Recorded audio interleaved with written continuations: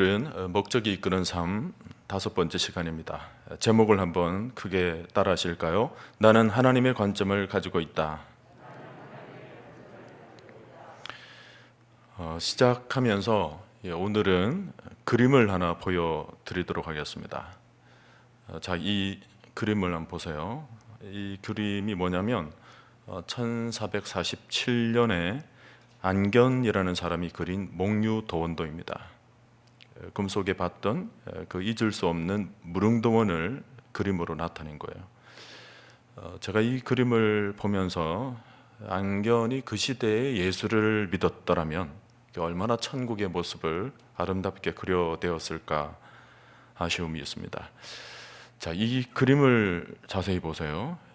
왼편에서부터 산이 시작되는데 오른편으로 갈수록 험준한 험산준령의 고봉들이 줄지어 있습니다. 전체적으로 보면 웅장한 산들이 나타나 있는데 오른쪽 가운데 바로 복사꽃이 만발한 무릉도원이 그려져 있습니다.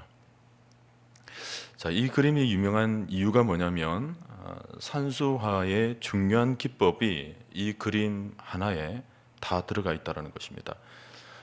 흔히 눈높이를 가리키는 투시법의 세 가지 종류인 삼원법이라고 하는 게 있는데 그게 이 그림에 다 들어가 있습니다.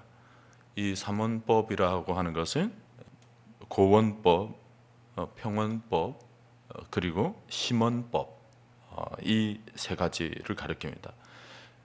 이 화살표에서 보고 있는 것처럼 평원법이라고 하는 것은 눈높이를 그대로 맞춰서 보는 거죠. 평범한 시각 속에서 바라보는 관점이 바로 평원법입니다. 근데 고원법은 뭐냐면 땅에서 밑에서 위로 이렇게 바라보는 거예요. 이 각도에서 그림을 그리는 경우도 있습니다. 그 다음에 심원법이라고 하는데 그것은 높은 하늘에서 이 땅을 이제 내려다보면서 그 관점으로 그림을 그리는 것입니다. 보통의 그림들은 저 세 가지 중에 한 가지를 선택하게 되어 있어요. 어떤 관점에 따라서 그 눈높이에 맞춰 가지고 보도록 되어 있죠. 근데 이 목류도원도의 그림은 이 세 가지의 관점이 동시에 가지고 있다는 것입니다. 만약 고원법을 가지고 있다면, 고원법으로 저 그림을 그렸다면 밑에서 바라보는 관점에서 높은 우람한 산들의 경치는 보이겠지만 그러나 저 안에 담겨져 있는 복사꽃의 무릉도원을 볼 수가 없습니다. 그 심원법이 있어야 위에서 내려다보는, 그래서 무릉도원을 바라볼 수 있는 그런 각도가 생겨나게 되죠. 이 그림이 특이한 것은 밑에서 산, 그 우람한 산들의 정치를 그려내기도 하지만 동시에 위에서 내려다보는 심원법의 기법도 동원되어서 복사꽃도 그리고 그 속에 담겨져 있는 무릉도원도 내려다볼 수 있는 그런 관점으로 그렸다는 거예요. 자, 이 그림을 바라보면서 우리가 묵상해야 할 부분은 이것입니다. 지금 세상 사람들은 이 땅을 살면서 모두가 평원법적인 시각을 가지고 있습니다. 그저 자신의 눈높이에 맞춰서 세상을 바라보는 것이 전부죠. 땅에서 볼 수 있는 것들에 대해서 바라보지만 늘 한계가 있습니다. 그런데 우리 그리스도인들은 여기에 두 가지의 관점이 더 첨가된다는 거예요. 이 땅에 있지만 하나님께서 이루어내게 되시는 그 놀라운 그 험준상령의 아름다운 정치들을 바라볼 줄 아는 고원법의 시각도 있어야 되고 또 하늘에서 이 땅을 내려다보는 하나님의 관점인 심원법도 우리 가운데 있다라는 것입니다. 그리스도인들은 이 세 가지 관점을 다 포괄하고 있어요. 이 땅을 살지만 이 땅에서 하나님을 바라보는 눈도 있어야 되고 또 하나님의 관점에서 이 땅을 바라보는 그런 영적인 시각도 있어야 된다는 것을 저 그림을 통해서 우리가 깨닫게 될 수가 있습니다. 자, 오늘 새벽은 이렇게 이 관점을 우리가 묵상해 보는데 오늘 주제를 위해서 먼저 오늘의 말씀을 한번 보도록 합시다. 누가복음 16장 10절을 다 같이 읽도록 합니다. 지극히 작은 것에 충성된 자는 큰 것에도 충성되고 지극히 작은 것에 불의한 자는 큰 것에도 불의하니라. 자, 여러분, 사람들이 왜 작은 것에 충성하지 않은 줄 아십니까? 작은 것은 세상적인 관점에서 바라봤을 때 너무 하찮은 것들이에요. 그 속에는 세상에 출세라는 것도 없고 권세라는 것도 없고 누군가 알아주지도 않죠. 그래서 누구라도 무시해 버리기가 일수인 것이 바로 작은 것들입니다. 근데 이것을 영적인 심언법이나 고언법적인 관점에서 바라보게 되면 뭐가 보입니까? 하나님께서 이루실 그 하나님의 역사가 보이는 거야. 그리고 위에서 바라봤을 때 그 자그마한 것이라도 그 속에 담겨져 있는 하나님의 놀라운 섭리를 발견하게 된다는 것입니다. 천국은 언제나 자그마한 겨자씨에서부터 출발합니다. 그러니 작은 일에 하나님의 관심과 하나님의 마음이 깃들여져 있다는 것을 우리가 깨닫게 된다면 그 자그마한 일에 우리는 결코 소홀할 수가 없다는 거죠. 사무엘상 17장 34절에서 35절을 보면 다윗이 자기에게 맡겨진 자그마한 일을 어떻게 대했는지가 나오는데요. 주의 종이 아버지의 양을 지킬 때에 사자나 곰이 와서 양떼에서 새끼를 물어가면 내가 따라가서 그것을 치고 그 입에서 새끼를 건져내었고 그것이 일어나 나를 해하고자 하면 내가 그 수염을 잡고 그것을 쳐 죽였나이다. 사실 양들은 무리를 짓고 있기 때문에 그 많은 무리들 속에 자그마한 새끼 어린 양이 없어진다 하더라도 별로 그렇게 표도 안 날 거예요. 그리고 뭐 곰이나 늑대나 이리가 달라들게 될 때 그 양을 지켜내기 위해서 내가 앞에 막고 선다면 내가 다칠 수가 있겠죠. 위험한 상황이 될 수도 있습니다. 또 아무도 없는 들판이에요. 내가 그것을 소홀히 한다고 해서 누가 알아봐 주지도 않습니다. 그런 상황 속에서 다윗은 뭡니까? 자기에게 맡겨진 그 일에 대해서 단순한 인간의 눈만 가지고 있었던 것이 아니라는 거예요. 그 새끼를 지켜내기 위해서 정말 혼신의 힘을 다합니다. 자기의 생명을 다 바쳐서. 근데 그것이 나중에 왕으로서의 자격을 하나님께 인정받게 되는 기회가 되는 거예요. 저 자그마한 들녘의 새끼 어린 양을 지켜내는데도 저렇게 목숨을 다한다면 내 백성, 내 이스라엘을 지켜냄에 있어서 다윗이 내 마음에 합하다라는 것을 이 내용 속에 그려주고 있는 거죠. 창세기 요셉도 보면 보디발의 아내의 집에서 그 허드렛 일을 하는데도 최선을 다합니다. 자그마한 일이지만 내게 주어진 삶에 절대 소홀하지가 않죠. 인간의 눈만 가지고 있다면 그 대충 살아가는 거예요. 근데 하나님의 관점을 가지고 있기 때문에 하나님께서 주신 그 시간이라는 것을 정말 의미 있게 씁니다. 최선을 다해서 쓰죠. 이것이 우리의 변화되어야 될 관점이라는 거예요. 여기서 삶의 태도가 나옵니다. 우리가 예수를 믿는다고 하면서 우리의 삶의 태도가 바뀌지 않으면 그건 믿는 것도 아니에요. 하나님이 우리를 인도하시고 성령님이 우리 안에 거하신다고 한다면 지금까지 우리가 가져왔던 그 삶의 관점들, 삶의 태도들이 분명히 바뀌게 되어 있습니다. 내가 바꾸는 것이 아니라 내 안에 계신 하나님이, 성령님이 바꿔 가시는 거죠.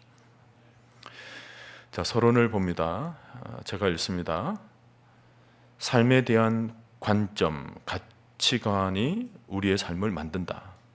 삶을 어떻게 정의하느냐에 따라 우리의 운명이 결정된다. 이 두 문장을 눈여겨 보십시오.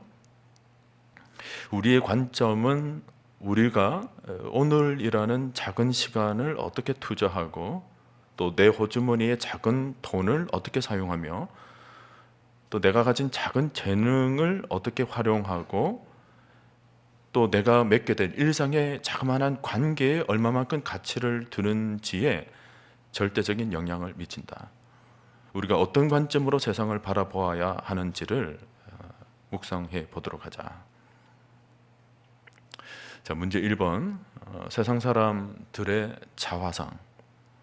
우선 세상 사람들에게 있어서 세상을 살아가는 관점들이 어떤 것들이 있는지 몇 가지만 살펴보도록 합니다. 이것은 세상 사람들의 관점이에요. 우선 첫째로 세상을 돈의 관점에서만 바라보는 사람이 있습니다. 모든 가치관이 돈과 연결이 되어 있는 거죠. 이 세상에 돈이 제일이야 라고 하면서 돈을 벌기 위해서 모든 것들을 다 투자하고 할애하는 사람들이 세상에 많습니다. 관계에 있어서도 돈과 관련지어서 생각을 합니다. 저 사람이 나에게 어떤 이득 관계가 있는가, 그게 세상을 살아가는 기준이 되어 있는 사람이었어요. 나에게 이득이 없으면 그 사람을 가까이 하지 않고, 이득이 있을 때 그 사람을 챙기고 적극적으로 달려들고 하는 그런 사람이었어요. 매사에 우선순위가 돈이 되어 있는 사람, 흔히 만몬주의자라고 얘기를 하죠. 지금 세상 사람들 중에 너무 많이 있습니다. 디모데전서 6장 10절을 보면 돈을 사랑함이 일만 악의 뿌리가 되나니 이것을 탐내는 자들은 미혹을 받아 믿음에서 떠나 많은 근심으로써 자기를 찔렀도다. 여러분, 거기 1번 옆에 그렇게 써놓으세요. 돈을 사랑함이 일만 악의 뿌리, 이렇게 딱 써놓으시길 바랍니다. 둘째로, 어떤 사람은 쾌락이라는 관점에서 세상을 바라보는 사람이 있습니다. 고대 그리스 키레네 학파와 에피쿠로스 학파에서 나타나는데, 재미있느냐 하는 그런 세상 쾌락에 모든 존재 가치를 두고 있는 것입니다. 우리나라에 처음 주 5일 근무제가 도입되었을 때 많은 사람들이 걱정을 했죠. 우리나라의 대표적인 국민성이라고 말할 수 있는 근면 성실이 많이 회파되는 것은 아닌가, 많이 무너지는 것은 아닌가. 그 당시에 노동 시간이 워낙 많아서 안식의 시간이 분명히 필요했죠. 근데 우리 사회가 이제는 안식을 넘어서 점점 쾌락적 사회로 흘러가고 있다는 것이 문제입니다. 지금 사람들이 인생을 즐기는데 너무 많은 시간을 소비하고 있습니다. 이 부분에 대해서도 하나님이 하시는 말씀이 있습니다. 디모데전서 5장 6절 말씀. 향락을 좋아하는 자는 살았으나 죽었느니라. 향락에 빠져 있는 것은 죽어 있는 것과 같은 그런 삶이라는 거예요. 여러분, 삶 속에서 즐거움을 누리더라도 늘 주 안에서 누릴 수 있기를 바랍니다. 자, 그 다음 셋째로, 생존 자체, 사는 것 자체만 중요하게 생각하는 사람입니다. 이런 사람은 먹고 사는 일에만 모든 우선 가치를 두는 것입니다. 여러분, 우리가 인간인데 동물처럼 생존을 위해서만 살아서 되겠습니까? 뭔가 의미가 있고 가치 있는 삶을 살아야지 겨우 육신 덩어리 하나 유지하기 위해서 모든 인생이 그렇게 시간을 소비하고 모든 에너지를 소비해 나간다면 내 삶이 너무 무가치하게 흘러가게 되는 거예요. 여러분, 시간을 좀 더 의미 있게 쓰십시오. 시편 90편 10절 말씀. 우리의 연수가 70이요 강건한 뱀 80이라도 그 연수의 자랑은 수고와 슬픔뿐이요 신속히 가니 우리가 날아가나이다. 우리가 먹고 사는 일에만 우리의 전 인생을 사용하게 되면 나중에 우리 인생을 돌아봤을 때 남는 것은 수고와 슬픔뿐이라는 거예요. 아무것도 남지를 않는 것입니다. 자, 또 어떤 사람은 세상의 권세를 가장 중요하게 생각하는 사람이 있습니다. 여기서 말하는 권세라는 것은 꼭 정치인들이 가지고 있는 세상의 권력을 얘기하는 것이 아닙니다. 세상의 권세를 중요하게 여긴다는 것은 자기의 영광을 위해 산다는 것입니다. 뭔가 살아가는 의미 자체가 자기 만족을 위해서만 살아가는 거죠. 우리가 제 1과를 시작하면서 우리는 누구의 영광을 돌리기 위해 태어났느냐 그랬을 때 성경께서 들려주시는 메시지가 뭐예요? 우리가 하나님의 영광을 위해서 지음을 받았다, 그렇게 말씀해 주시죠. 근데 세상 권세를 좋아하는 사람은 하나님께 영광을 돌리는 사람이 아니에요. 자기의 영광을 얻기 위해 살아가는 사람입니다. 뭔가 나를 뽐내고 나를 드러내고 또 우리 가문을 드러내고 모든 것이 자기의 영광, 자기 자신을 위해서 살아가는 사람이 있어요. 시편 106편 20절 말씀을 보면 자기 영광을 풀먹는 소의 형상으로 바꾸었도다 라는 말씀이 있습니다. 여기 소의 형상이라는 것은 우상을 가리킵니다. 그러니까 자기 영광을 위해 살아가는 사람은 우상을 섬기는 것과 같다라는 것입니다. 오늘날 우상이라는 것은 외적인 형태라기보다 많은 부분에 있어서 자기 안에 있는 경우가 굉장히 많습니다. 자, 이 네 가지, 돈, 쾌락, 먹고 사는 일, 그리고 권세, 이것이 지금 세상 사람들에게 있는 자아상인데, 그렇다면 교회 다니는 신자들에게는 이런 모습이 없을까요? 제가 지금까지 목회를 해보니까요, 처음 전도를 받아서 예수를 믿겠다라는 사람은 주변에서 많이 있죠. 흔하게 있습니다. 근데 신앙생활을 하는 것을 보면 뭔가 예수를 믿겠다라고 고백을 했을 때 그것이 삶을 전체 이끌어가면서 삶이 변화되어 가야 되는데, 겉으로는 교회는 분명히 다니고는 있어요. 근데 그 내면의 가치관은 전혀 안 바뀌는 사람들이 굉장히 많습니다. 돈을 여전히 사랑하는 거죠. 세상 쾌락을 여전히 사랑하는 겁니다. 주님이 나를 위해 십자가에 죽으셨다 그러면 아멘 아멘 그러죠. 나 같은 죄인이 용서받고 어떤 죄를 범했는지 주님 앞에 나오면 다 용서함을 받고 새 사람을 살아갈 수가 있다, 새 사람을 입을 수 있다, 그런 말을 들으면 할렐루야 하면서 아멘 그렇게 얘기를 하다가 그 다음에 돈 얘기가 딱 나오면 딱 눈을 내리깔고 가치관은 죽으라도 안 바뀌어요. 이것이 심각한 거죠. 먹고 사는 일에는 밤낮으로 돌아다니면서 주를 위해 봉사하고 섬기는 일에는 인색한 거예요. 시간을 들이질 않아요. 육신을 사랑하는 마음이 조금도 안 바뀌었어요. 세상을 사랑하는 마음이 조금도 안 바뀌었어요. 그러니 그런 사람들만 교회 안에 가득 모여가지고 그들이 장로가 되고 권사가 되고 교회 안에 평신도 리더자가 되고 하니까 나중에 교회가 어떨까요? 하나님의 본질이 완전히 퇴색되어 버리는 거죠. 본질은 사라지고 세상에 세속화된 요소들이 고스란히 교회 안에 드러나게 되는 거예요. 그러니 교회가 교회 되겠습니까? 하나님의 나라와 의를 드러내야 될 교회 공동체가 제대로 가겠어요? 세상으로 안 가는 것이 다행이죠. 여러분, 사도행전에서 예루살렘 교회 성도들은 성령을 받고 완전히 성령께서 자신의 삶을 이끌어가는 삶으로 변화되었어요. 서로 나누고 떡을 떼어 교제를 하고 영적으로 깊은 마음으로 서로를 사랑하고 아껴주고, 그러면서 말씀과 기도에 힘쓰고. 여러분, 그들이 변화될 수 있었던 이유가 뭘까요? 그 이유는 사도행전 2장 42절에 나와 있습니다.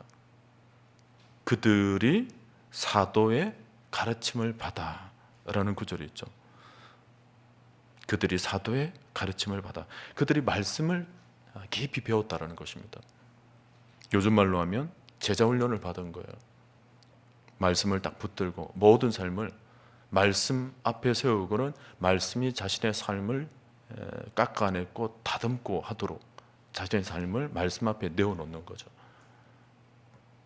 그랬더니 뭐예요? 그동안 자기들 안에 들어와 있던 세상의 가치관이 완전히 잘못된 부분들, 옛사람의 영역들, 그런 것들을 다 깎아내오고 온전히 그리스도의 사람으로 거듭날 수 있었더라는 것입니다.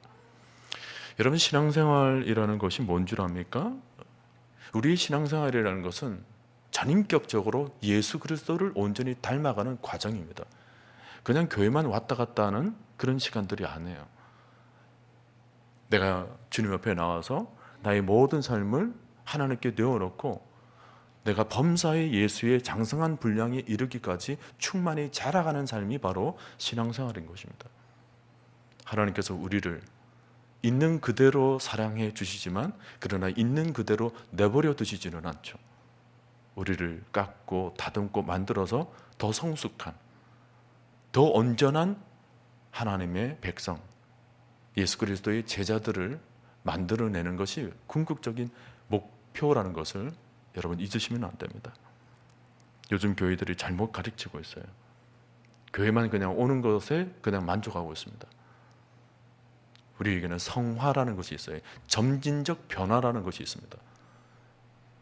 우리의 모든 것들이 변화되어 가야 되는 거예요.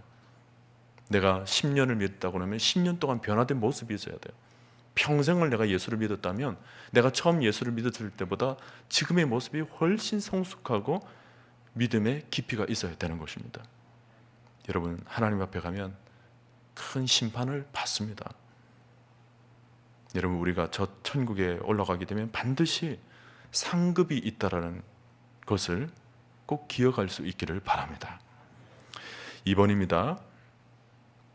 하나님의 관점으로 세상을 바라봐야 한다.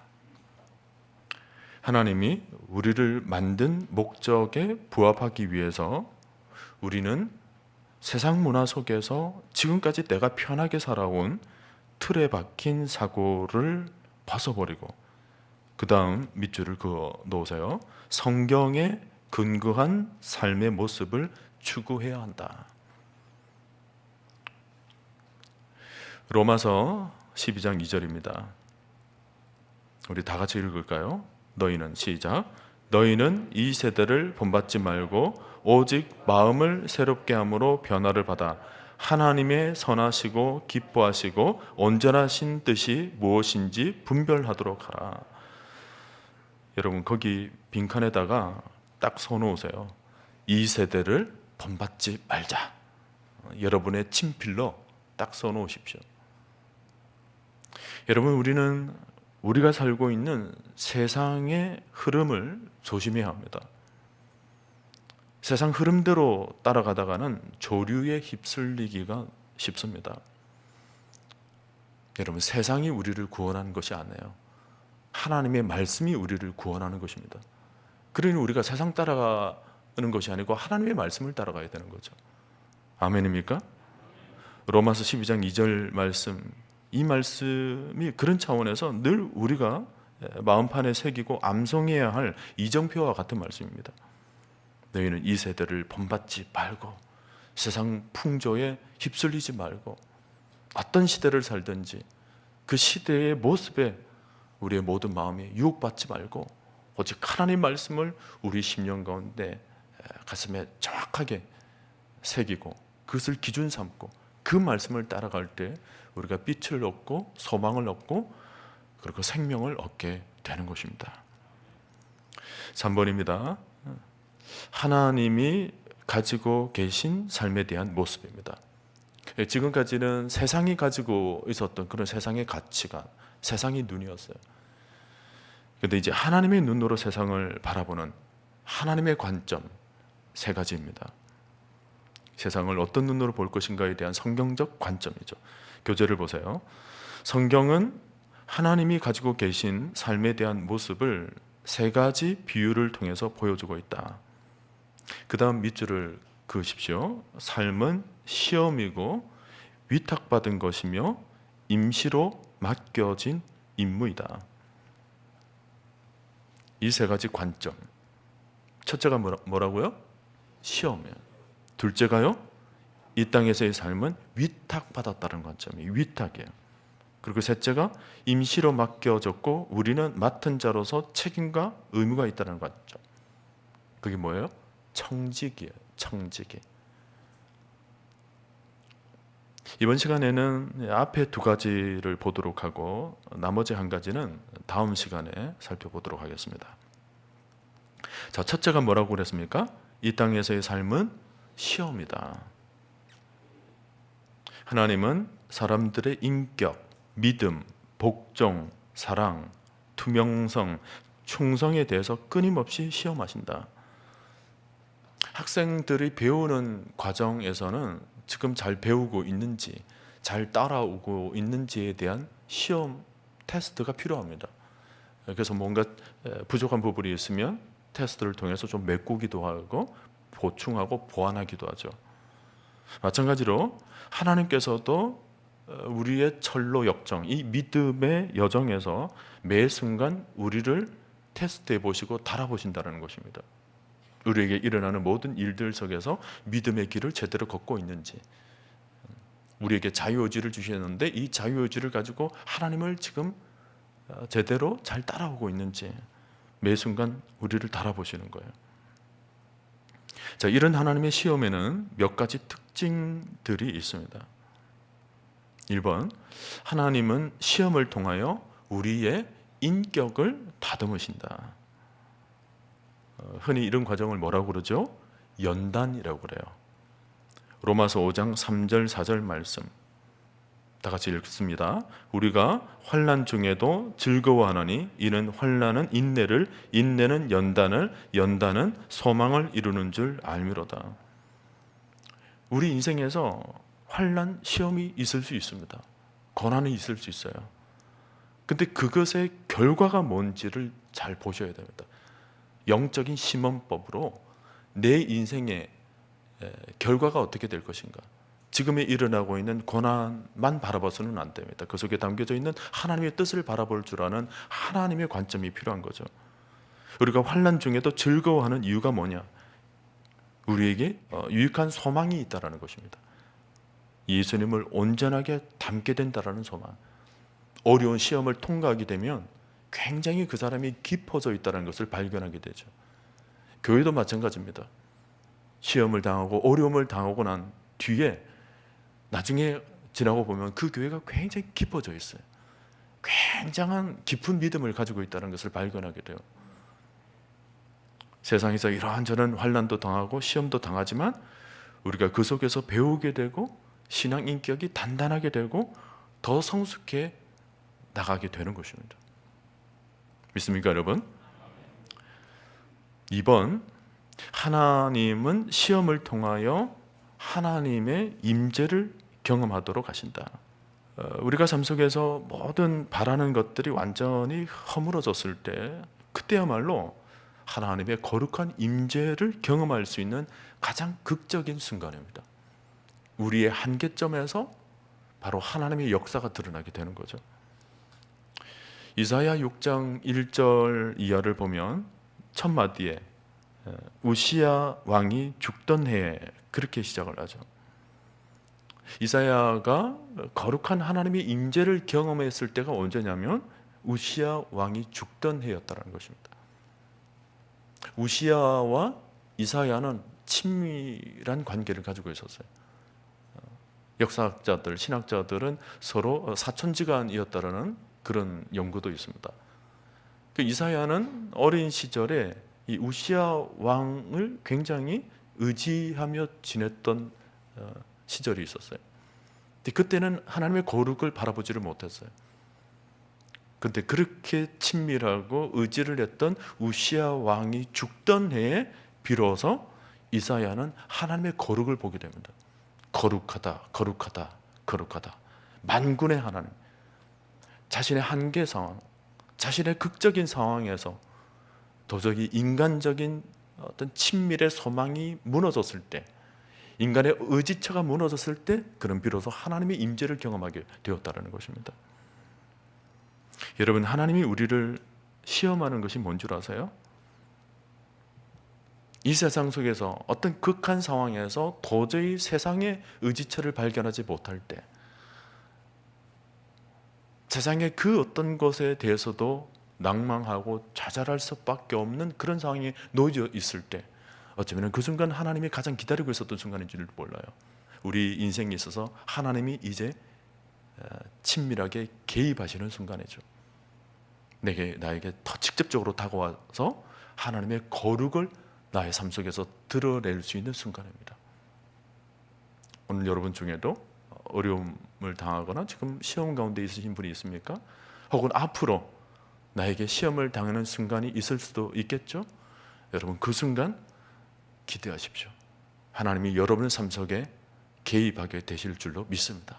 하나님의 거룩이 여러분 삶 속에서 나타나게 되는 그런 순간임을 기억하시고, 여러분은 그 모든 상황 속에 하나님의 그 깊은 임재를 소망하며 갈망하며 갈급해하며, 그래서 하나님을 만나는 은혜가 있게 되기를 간절히 바랍니다.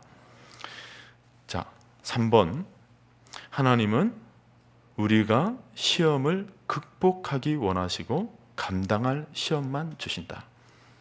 우리에게 시험이 왔을 때 하나님의 마음은 우리가 잘 이겨내기를 원하는 거예요. 어린아이가 아장아장 걷다가 두벅 쓰러집니다. 그럴 때 얼른 부모가 가서 세우지를 않아요. 한번 일어나봐, 일어나봐, 그렇게 얘기를 하죠. 부모의 마음은 우리 아이가 자기 스스로의 힘으로 일어나 보기를 원하는 것입니다.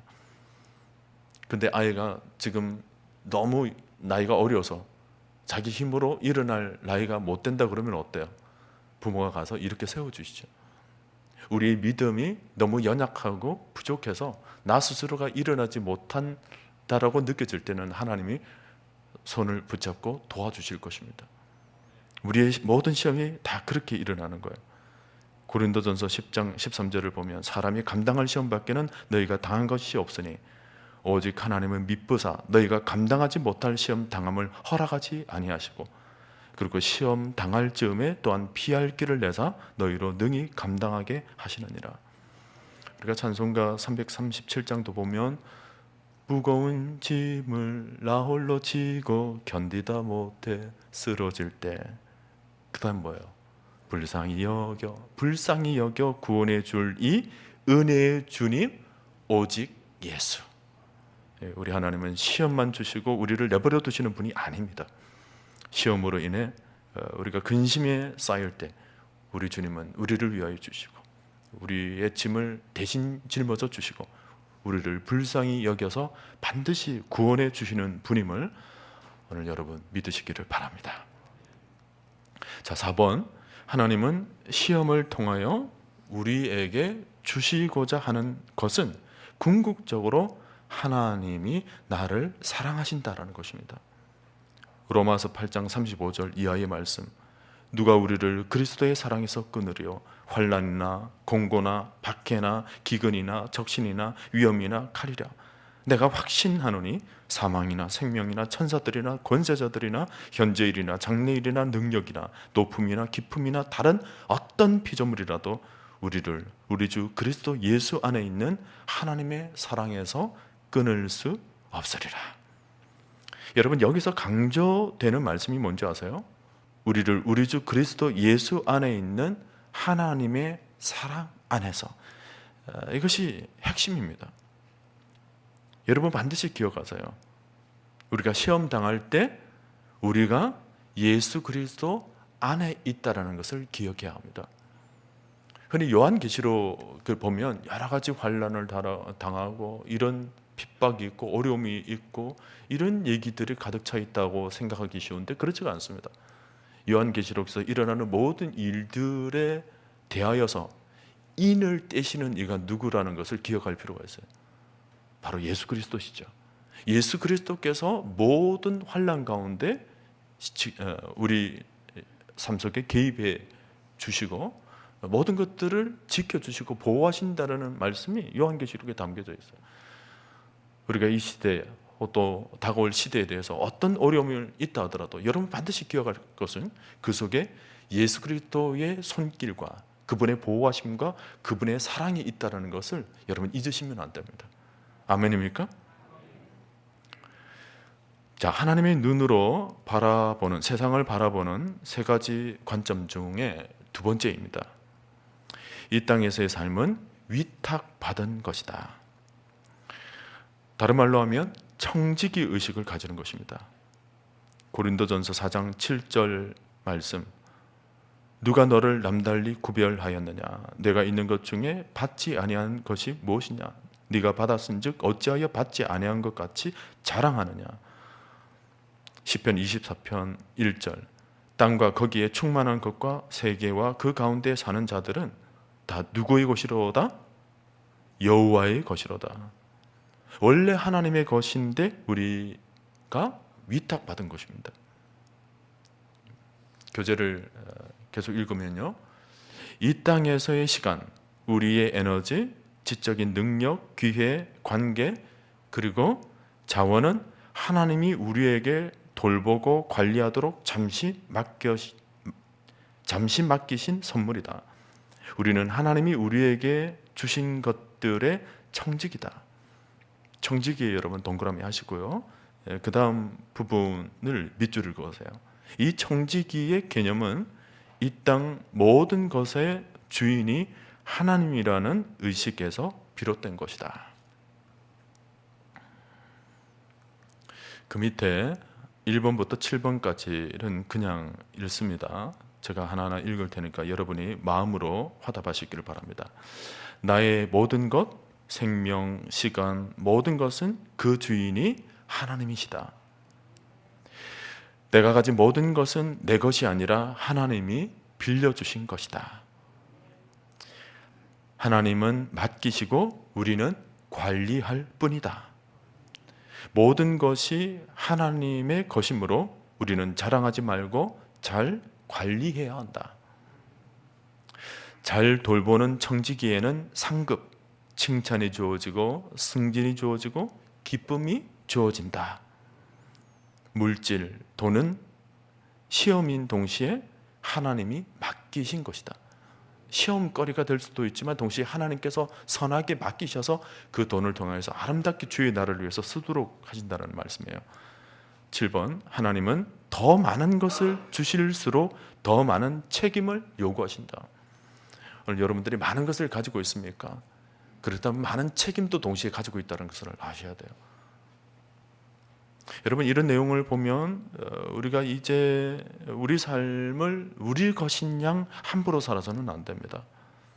고린도전서 4장 2절에서 맡은 자들에게 구할 것은 충성이니라, 그런 말씀을 하셨는데 사실은 그것은 직분에 대한 얘기가 아니고 우리의 삶에 대한 얘기예요. 우리 인생 전체에 관한 말씀이죠.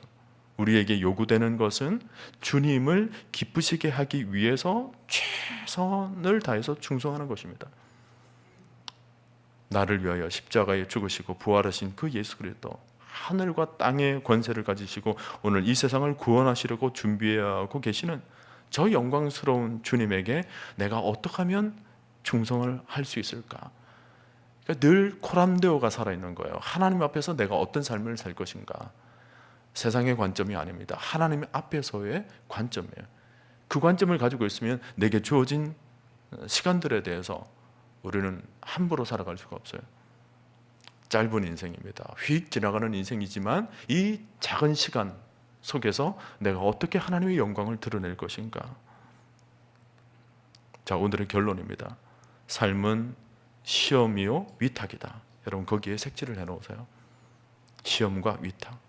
그러므로 내 마음대로 살지 않고 하나님의 관점으로 모든 시험에 대해서는 승리를 하고, 그리고 주어진 인생, 맡겨진 모든 나의 삶에 대해서는 잘 관리하며 우리가 살아가야 되겠습니다. 모든 것이에요. 우리 모두가 우리 생의 목적을 분명히 세우고 우리에게 주어진 길을 최선을 다해 달려가는 신실한 청지기들이 될 수 있기를 주님의 이름으로 간절히 축원드립니다.